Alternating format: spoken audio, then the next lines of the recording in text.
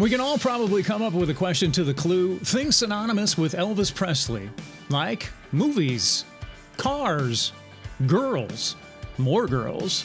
Did we fail to mention girls? Concert tours, and TV specials.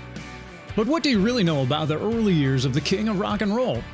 And what's this have to do with it? And then there's this cheesy guy. No, not him. Stick around and find out. It's all up next on this episode of the Elvis Impact. And it all starts in just 3, 2, 1, go.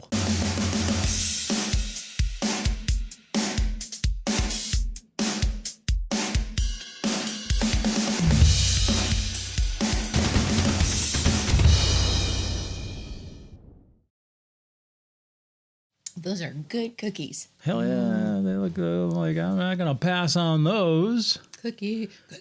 Chocolate chip cookies. And scene. So welcome. Thanks for joining us today. I am Kathy Lee. And I am Todd Papes. Welcome to the Elvis Impact. We are so glad to have you. Thank you very much for joining us once again. And we've got some fun stuff today. We've got a lot of stuff today in this one. Yeah, we're going to talk until Todd gets quiet. So it's probably going to be like 5,000 hours. Anyway, we're going to dig into some pretty different stuff, I think. I don't know how many people knew what was going on in the early days, unless you were maybe there or you maybe heard about it or whatever, or what have you. Elvis started making the rounds. He was pretty popular at this point around the circuit down south. There was like a 3 or 4 state area that he was all the way to Texas, traveling around through. Yep. And now he started to branch off a little bit, and he got some exposure kind of up north. Part of it was due to his appearance on the Louisiana Hayride, which we'll talk about in a moment. And but basically, some of his early exposure too was at high schools. There were some big names in these things. And they toured Hank Snow, the Carter Family, Slim Whitman, When I'm Calling You. Right? Wasn't that his? I don't know. All I remember was the silly TV commercials back in like the 80s. Yeah, but that was one of the songs in the commercials. Was it? I don't remember. Indian Love Call or whatever. I don't know. There was just. He will be Googling it later. There was just one silly, stupid one I remember. No, Slim Whitman was actually a very good singer. Very good singer. That's debatable. Anyway, you're thinking of Boxcar Willie. Maybe, you know what? That might be who I'm thinking of. Mule Train and all that. Yeah. Mule Train. So he did all these tours and everything from high schools to honky talks to clubs to fraternal, the fraternal FOEs and everything. Yeah. And I don't know, here's something I don't know if you knew. I'm going to get you on this one. Yeah, we'll see. June of 1955. Okay. He played a Slovenian church hall for the dedication of the first air conditioner in Biloxi, Mississippi. Oh my God. Are you serious? Yes. That's insane. I did not know that. I don't know that anybody would know that. How'd you dig that little nugget up? I mean, come on. Because I'm cool. No, get it conditioning cool. Yeah. No, I just been doing my research. I'm just fascinated by these little stories. Yeah, They're that's just crazy. So much fun. So can you imagine like what he's saying? I don't know. Refrigerator. What kind of songs did he have that would name that back then? Cool Hound Dog? No, I don't know. That wasn't a thing. I don't know. There's probably like ones right off the top of my head. Yeah, like Icebox or I don't know. I have no idea. I'm going to open the door. Say, baby, it's going to get cooler in here because I'm here with the air conditioning. Ice anymore. You got the refrigerator. Oh, no, air conditioning. Refrigerator. Here's what I want to know. How in the heck did he get that gig? Yes. There's no way that went through Colonel. Absolutely no way. I mean, come on, really? Do you think the Colonel's going to sign off? Hey, the first air conditioner in the South or whatever, in Biloxi, Mississippi. whatever it was. Yeah, the Colonel. Whatever contracts he was with, that was the circle he was contracting. Okay. He was running around with. I don't know. I think that might have been another one he did behind the scenes or something like that. But you know what? No way. But think about it. Can you imagine? I mean, like, we know modern day air conditioners are kind of, efficient. And yeah. Can you imagine? This thing had to be a big old tank. It had to be. Well, if it was for a building, or is that what it was? I don't know if it was on the roof, but it was for a Slovenian church. Would it be hilarious if it was like a little window unit? And it was like. I wonder if he got any like pierogies and halushka and everything. Probably did. I'd sing That's a part Slovenian of the payment. Church hall, everything. So yeah, did you know that? June 1955. Who would know that? Me. Yeah, clearly. So, and also a little tidbit, Todd. Yes. Todd, I don't know if you know this. His first taped recording was in March 1955. Yeah. Houston, Fraternal Order of Eagles. And he sang 5 songs. That was the first recording. I did not hear about that. So, yes. And here's another one. Yes. Go. So what is this? Trivia time? Yes, this is Trivia with Todd. Okay, go. Hopefully this is shown on a Tuesday. Get it? Trivia Tuesday. Yay. Ayo. Ayo. So anyway, while he was doing the tours of the South and the gigs and the singing and everything, came across the first Elvis tribute artist. Really? Mm-hmm. No, I absolutely did not know that one. Mm-hmm. Oh my God. When was this? This is when he was doing the tour, going around 55. Really? Do you want to know what his name was, Todd? Johnny Cash. I remember Johnny Cash did a little tribute thing to him that was on like a TV show or something like that. But it was kind of, it was like not a true tribute. Don't do a spit take when I tell you the name. Oh God. All right, go. Carl Cheesy Nelson. Carl Cheesy. His nickname was Cheesy. Why? Do we want to know why? Why? I think I want to know why. Why was this dude's name Cheesy? Carl Cheesy Nelson. Did you research that in your compilation? I did. Okay. I did a deep dive. Really? What kind of time do you have? That's what I want to know. I did a deep dive into this, but no, while he met the first tribute artist. Okay, explain. That's Carl. No, Cheesy. no. I want to know about this cheesy dude. So anyway, he did not look like Elvis at all, but he had all the moves because he was cheesy. He was like blonde, like a reddish, whatever. And then this guy eventually grew up. Yeah, and he became like a college president of a college in Arkansas. Nice. So goes to show you, Todd. Yep. Yeah, you can do anything. Your name is Cheesy. It's not easy being cheesy. Oh, and yet it is, apparently, because he became this college professor or whatever. A president of a college. So then this another angle is that how cheesy this show is. That's exactly right. See what I did there? Okay. All right. The high school days, some of these performers, there was one in particular that was really skeptical of him that was on the bill with him. This gentleman was Pat Boone, if you recall. Pat Boone, of course, at the time was pretty well known, or I think it was more established before Elvis was, let's put it that way. And he was more obviously clean cut. He did a lot of the bubblegum kind of songs. Oh, he was like the boy next door look. Yeah. So they were on this bill together, and Pat Boone met him behind the stage, behind the scenes before he went on. He was talking to him a little bit and what have you.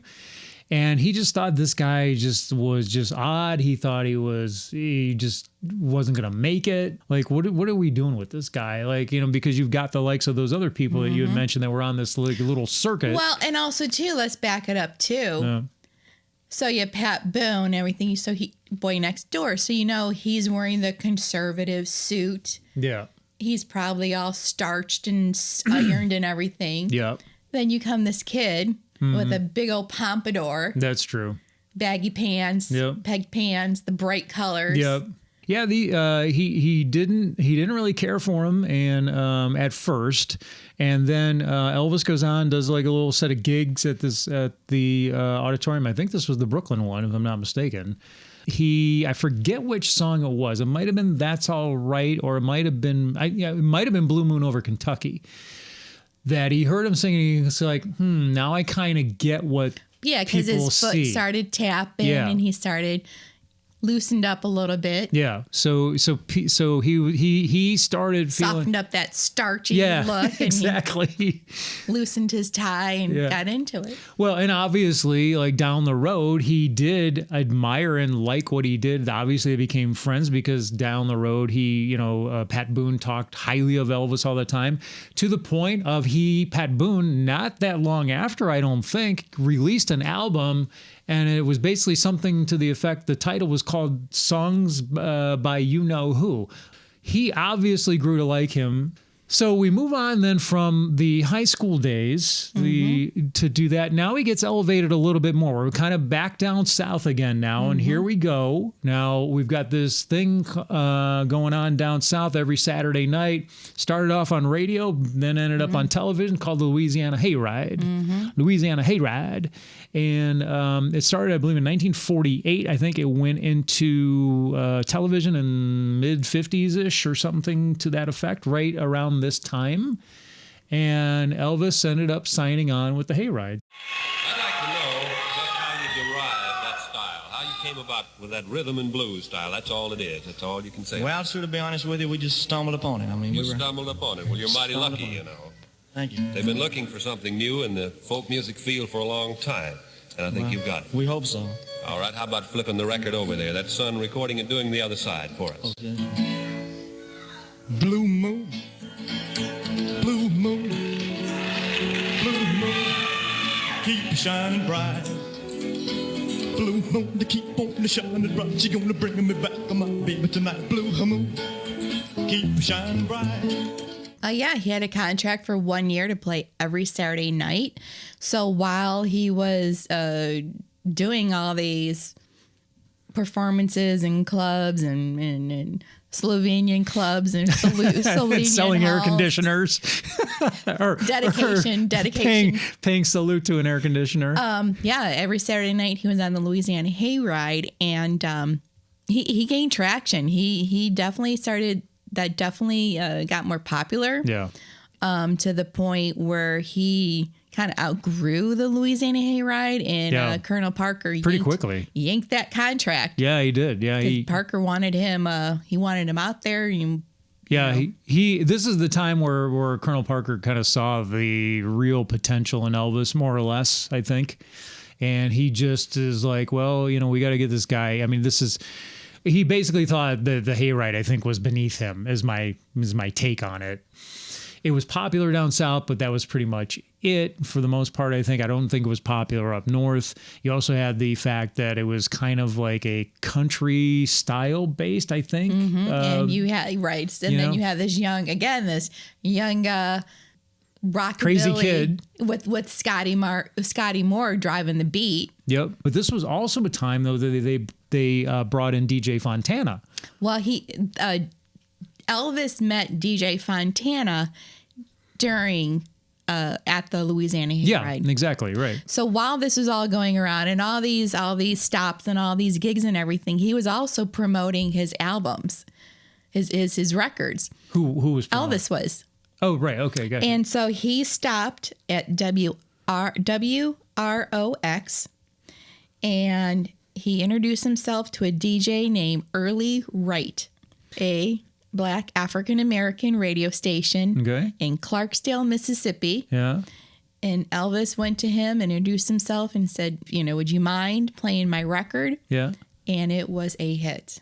But this DJ was just so impressed and blown away with the sound. Well, I guess they were probably familiar with that sound, because it was more of like a rhythm and blues style rooted type of music, and so that had to have been something. And they probably weren't used to quite honestly, somebody like the looks of Elvis going down there, having that kind of sound, that kind of style, right. That kind of voice, in those things there during that time. So, that's pretty cool. And, good for Elvis, Oh, yeah, to do something on his own like that. Radio station in Texas. Ran by the Perryman, Tom Perryman. So this was a well-known radio station in East Texas that other young musicians of the time came through. Obviously, being a young musician, hard up for money. You play the gig. You're playing it for food. You're playing it for dinner. So the Perrymans took these young musicians underneath their wing. Gave them, I believe I'm also saying they had a friend that had like a local motel. Okay. So they had somewhere to sleep, and then the Perrymans would make homemade meals. So really? So the young musicians would have old-fashioned home-cooked meals. With the thing about you're on the road, 220. Eating garbage, burgers or and going fast all food day, or driving whatever. and stopping and maybe getting a Coke or something. Yeah. You want mashed potatoes and you want home cooked food. That's awesome. And so through that, the other musician that they became friends with, Scotty Moore and Bill and Elvis, was Jim Reeves. Oh, really? Okay. Mm-hmm. Yeah. And so, go fast forward, Elvis covered a Jim Reeves song. Right. Moody Blue Album. So you see that friendship in Elvis, not paying it back, but respecting his friend Jim Reeves by covering the song. And then also through the concerts in the circuit, Elvis was on the ticket with, or on the bill with Hank Snow. Yeah. And Hank Snow was not particular happy or fond of Elvis. Yeah, another one of those like Pat Boone, kind of in the same thing. But I don't think Hank ever kind of turned from that. I think he kind of carried that. But then fast forward, what is Elvis cover? I'm Moving On. Yep. Hank Snow. Yep. So again, it's just you see these impacts and influences. Cha-ching. See what I did Little there? plug. See what I did there?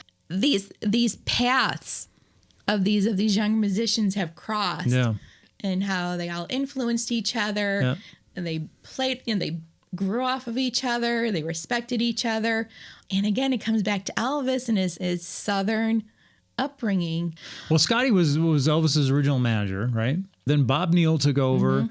And then I think that was right around the time that RCA got the contract from Sun Records, if I'm not mistaken. And then the Colonel ended up getting it from Bob Neal and RCA, or not RCA, but the Colonel ended up getting Elvis, basically. Bob Neal couldn't handle because at this point Elvis was just going crazy, with everything. So the Colonel taking over and taking the reins. He pulled him off the Hayride. He bought out the contract. He wanted to move him on. So now we're into the phase where we're starting to get him on some of those early TV shows. All right. So he goes up and he starts off. What was Jackie Gleason was the first one, or was that? Yeah, and it did not go over. Yeah. Too So well. tell us about that one. Well, before that, he also Grand Ole Opry.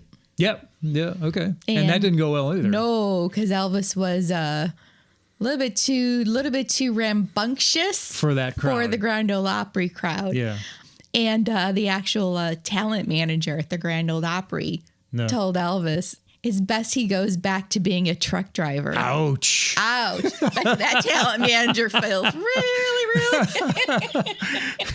And so he gets him on the show. Didn't go well there. Now he got him on a little bit more higher profile shows. At least that's in my estimation. They were higher profile shows. So now he's on Milton Berle, and then he was on. This is all due to the Colonel. Yes, correct. Colonel was the one that called Milton Berle and be like, I got somebody I want you to do a little test run on, see what the response is, see what you think of him. Yeah. 40 million people watched it. Wow. I didn't know that. Amazing. Yeah. Crazy. Then of course, the letters come in. Yep. Well, and then they had there was Steve Allen as well. There was a Steve Allen show, and then there was, I want to say one other show as well, too. But yeah, the letters started pouring in. And the letters were not happy. No, yeah, they weren't. They were not happy. They weren't happy. Yeah, I'm never watching your show again. You do not have people, performers like that. Right. Blah blah blah blah. Almost 500,000 letters. That's crazy. Wow, Yeah. that's a lot. And That's a lot. once Milton Berle saw the volume of letters and what Elvis was stirring up in people, Yeah, he told the Colonel, "You got something there. yeah, You got a star." yeah. And then Elvis came back and did a second appearance on Milton Berle. Now that one, the second one, isn't that the one where he stands in front of the hound dog and they basically didn't move him? Is that? And they did a skit too, and they did like a corny Okay. skit. Yeah. Not a cheesy skit, a corny. Thanks to Cheesy McFly or whoever that was earlier. Whoever that was. But yeah. I'm gonna start calling you cheesy. Cheesy McFly? Sure, why not?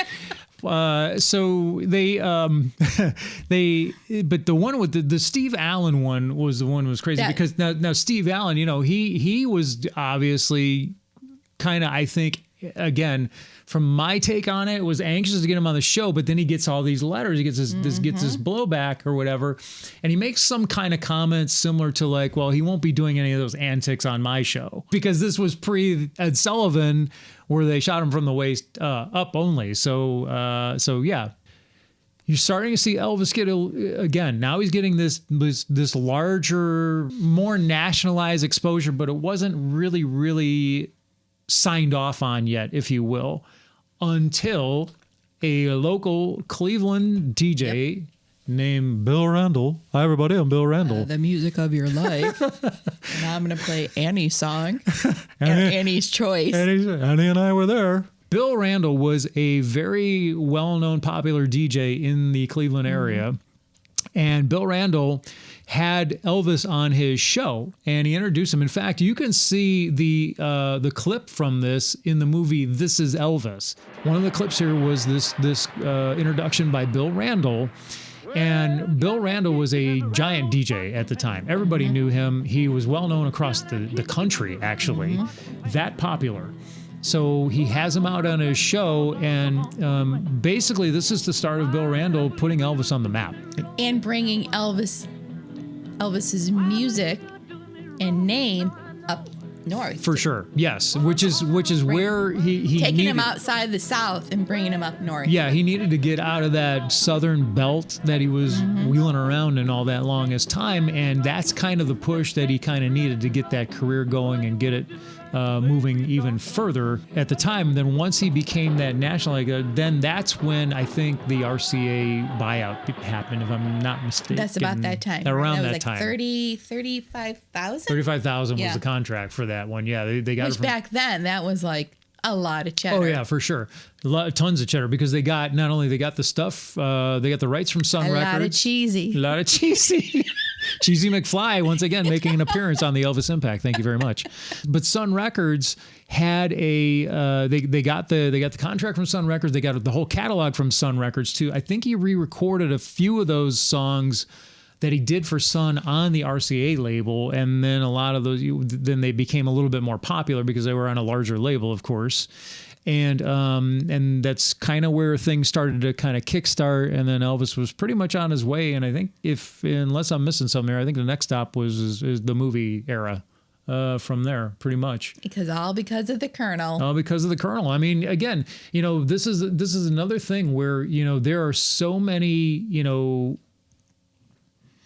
arguments on either side for the Colonel, and I know we have our own opinions. Yes, of we what, do. of what those are, and we'll get into those. I mean, that's fine. Not on this episode, but the point is, the one thing you can't argue, man, is this guy knew how to promote somebody like marketer. Yeah, but it was in particular somebody like Elvis. He knew how to promote for whatever reason it was, and I don't know if it had anything to do with the fact that he was in this whole circus mentality of promoting circus shows and vaudeville or whatever the heck those kinds of shows were that he was into. Maybe it was just because he could recognize a unique act when he saw one because he came from that background, maybe. But there weren't many people that could not only, one, do that, and then two, keep up with him, obviously. But the Colonel had the energy, he had the gumption, he had the audacity, if you will. The audacity of it all. To be bold and go out and just stick his nose into people's business and say, you need to hear this guy. You're going to want to be a part of this whole Elvis Presley train. So, it's. I just can't imagine the pressure. It's almost like every day Elvis was doing something. Oh, for sure. How did he do it? I don't know. Obviously, I think he just obviously the passion to do it. And they loved playing the music. Music was in Elvis's soul. I mean, there's no question about that. I think. Yeah. So that probably kept them going on that. Probably just the strive. I mean, you got to be a little, have a little headspace to want to be in that whole game to begin with, I think. So, you're this guy that's got this certain kind of drive that you're looking for too. You have the fame, he liked, the popularity, like he liked being Elvis. I mean, how many times did you hear that? We've heard thousands of times. Elvis loved being Elvis. Just tying him one more piece of item here, but going back to like one of the TV shows. One of the TV shows was called High Gardner Calling. Now, this guy was, again, a popular television show at the time, too. He basically was like a call-in television show where he, every week, had like a new celebrity would call in and they would interview them and go over this. Well, Elvis was on the show one of these times. And, of course, as we had mentioned, that the whole thing came on where we're getting the hate mail and all that from being on all these shows, and he was getting this exposure. And so High Gardner asked him, he's like, do you think you've learned anything about all the criticism that you've gotten? And without missing a beat, Elvis says, no, I haven't, because I don't think I've done anything wrong. Your style of gyrating while you sing has been bitterly criticized, even by usually mild and gentle TV critics like Ben Gross. Now, do you bear any animosity towards these critics? Well, not really. Those people have a job to do, and they do it. And do you think you've learned anything from the criticism leveled at you? No, I haven't. You haven't, huh? Because I don't feel that I'm doing anything wrong. Good for him. Yeah, and I think it was just a perfect answer. Because he was confident. Yep. He was assured of himself. Yep. He knew he was talented. Yep. Well, and he knew the person that he was. Mm-hmm. He never forgot his roots. He never forgot where he came from. So he's like, well, what is wrong with what I'm doing? Because I'm not a bad person. And another thing, too, another drive that was driving him, I just said drive twice. You did. I just said it 3 times, was that he wanted to provide for his parents. Yep. During this time, money's coming in. That's true, too. Nicer clothes are coming in. Yeah. He bought it along the way. That's a great point, actually. Yeah. And for, the upbringing they had, he wanted to make his mama happy and provide for his mother and father. Yeah, for sure. And, respect him, too, for that. And it comes back to the old Southern, genuine Southern soul that he was. Yep. So it was a pretty interesting time and a pretty good start, I guess a spark, if you will, that kind of kicked off big popularity for Elvis and put him, again, kind of put him on that map to the fame that we kind of knew. All right. Well, if you have enjoyed this episode of the Elvis Impact, thank you so much for tuning in. Is that even a thing anymore? No, it's Hanging not. out with us. Hanging out with us is more like it. Please like, subscribe, share, tell your friends, call your neighbors, write a letter if that's still a thing. Comments. Make sure you put some comments. Yep. But do you have any stories? Did you attend? Did anybody attend one of the concerts back in the day? Yeah. Did you have any air conditioners or from Biloxi, Mississippi, or whatever that was? Electric gas ranges or something? The Price is Right, Bob. What was the washing machine, the ringer washer?